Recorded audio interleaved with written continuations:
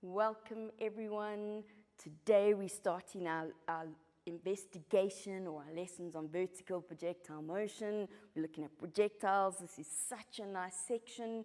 It's based on equations of motion, which you've done previously, but now we're only concerned with stuff that goes up and down. We're not going to look at anything horizontally. So there's a couple of things you need to take note of while we do it. The equations won't be anything new. We just got to look at direction very, very carefully, all right? So this is where we're going to start. Why do objects that fly through the air have the same sort of motion? So why is it if I throw a ball, the ball will go up and then come down? If I throw it upwards, it's also going to go up and then come down. If I have a gun that's fired up into the air, the bullet will go up and then it comes down. And they always go on this little arc, okay? They always have like that sort of motion. We're going to ignore that arc motion, and we're only going to consider objects that go straight up and straight down. But there's lots of things that's common about that motion. Let's see what those are. We need to define a couple of things as we start. Then we're going to look at the equations. We have to talk about acceleration due to gravity, because that's really important. Then we're going to do graphs, and I can hear the groans. And then lastly, we're going to look at bouncing balls. Bouncing balls really just brings everything together for us. What are our keywords? Vertical projectile motion. What is that?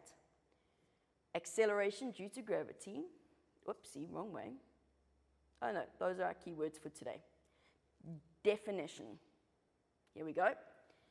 We're going to have to define what is a projectile. Where does it go? What does it do? What is free fall? And what is the difference between the two? And then, of course, terminal velocity. Those are the three definitions we're going to need to look at today. We then need to look at the equations. Those equations are given to you on your information sheet, so there's no excuses. Okay, you have worked with all of these before. It's just one little difference in one of the symbols, but they're not going to be anything new. And then we need to look at acceleration due to gravity. And the thing with acceleration due to gravity is that it has a direction that's always down, and it has a value that's always constant. Those two things are pieces of information that they expect that you know. They're not going to give it to you. It's something that's just known. It's an implied piece of information. Now, let's consider something. Have you ever thought about how is a skydiver able to control their motion as they fall to the ground? Personally, jumping out of a perfectly good working aeroplane does not appeal. But if you've ever watched skydivers, and if you've ever watched professional, they group skydive, and the skydivers all go in a group, and then they make funny shapes. There's whole competitions with it, and they make shapes. But somehow they're able to control the way they fall.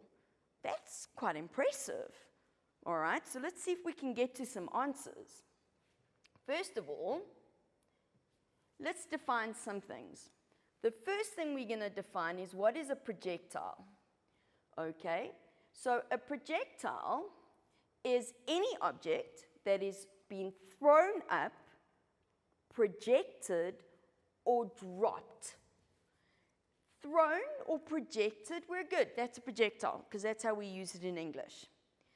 Dropped feels a little strange, because when we drop something, it doesn't feel like a projectile. But in the science terms, it is a projectile because it has vertical motion. It's moving down. It's moving through the air. Okay, that's what makes it a projectile. Then we get free fall, and this is the definition that we struggle most with. Because an object is in free fall when this is very important, the only force acting on it is the force of gravity.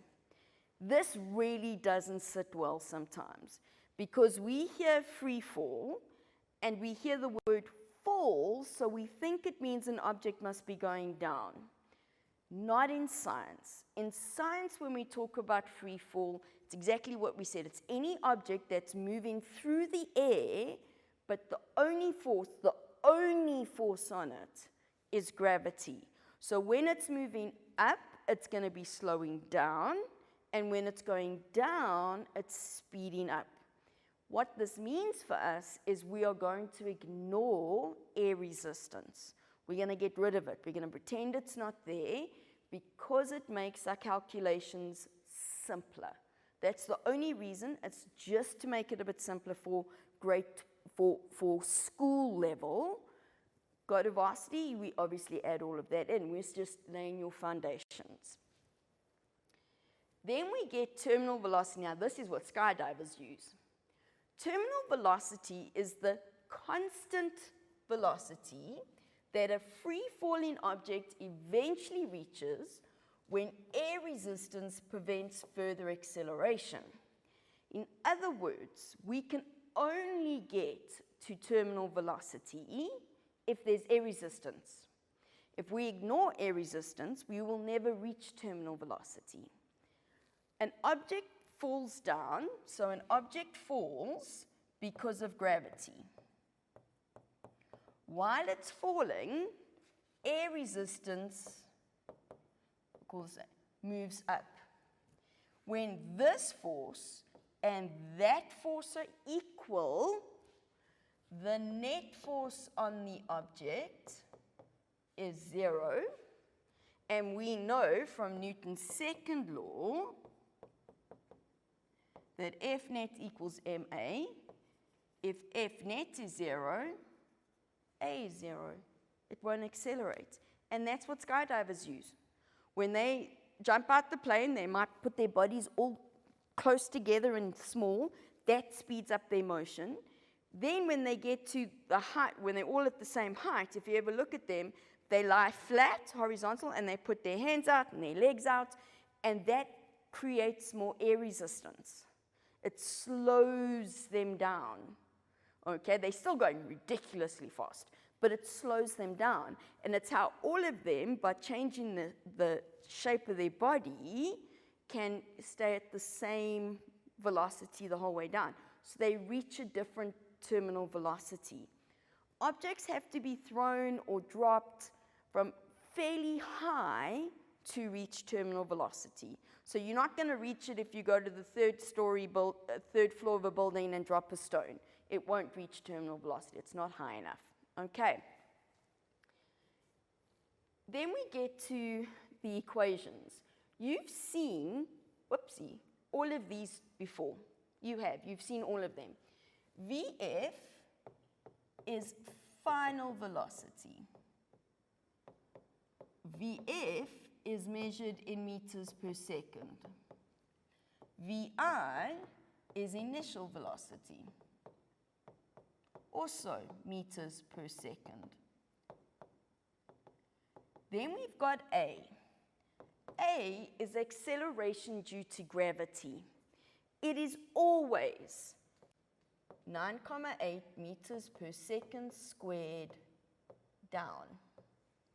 I'm putting a direction in it because whether it's positive or negative depends on the question, depends on our sign convention. Delta T is time, measured in seconds. Delta Y is vertical displacement. We'll just call it displacement after this, but I'm just trying to remind you that it's vertical. In maths, you know, you have the y-axis on a graph and you have the x-axis.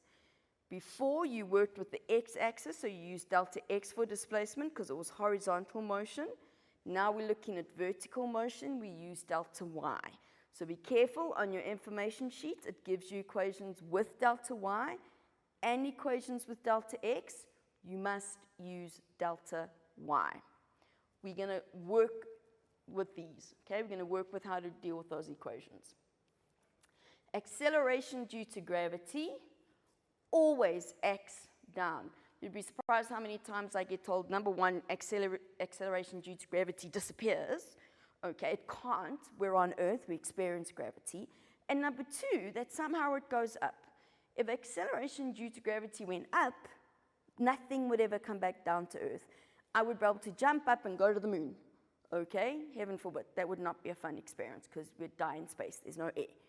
But everything comes back to Earth. We are attracted to the Earth, so everything comes back down. The value is 9.8 meters per second squared down. This value you would have seen during Newton's law of universal gravitation. It's one of the things we can work out. It's not exactly 9.8, but it's good enough for our purposes to round it off. It's got several decimals to it. We just want to make the calculations easier, so 9.8's perfect. Once again, it's given to you. It's a piece of information on your information sheet. Last thing we're going to do before we take a short break is time symmetry. What this says to us is if I have an object that gets thrown up and then comes back down to exactly the same place, the time it takes to go up is equal to the time it takes to come down. They're going to use that often. So the time it takes to get to this point where it stops, so my velocity there is 0, is exactly the same to get back to where it started. The delta y in both of these are the same. So it takes a certain amount of time to stop and then the same amount of time to come back down. But it's got to start and stop at the same place. One last thing quickly. Over here, acceleration is still 9.8 meters per second squared down. At that point, at the top part of its motion, acceleration due to gravity hasn't disappeared. It's still there. It's what's making it stop and then come back down. If the acceleration due to gravity disappeared, miraculously, when it gets to the top of its motion, it would never come back down. It would sit there. Okay, be very careful. You'll get tricked out with this. So, lots of things to think about. We're going to take a short break, and then we'll dive into some questions.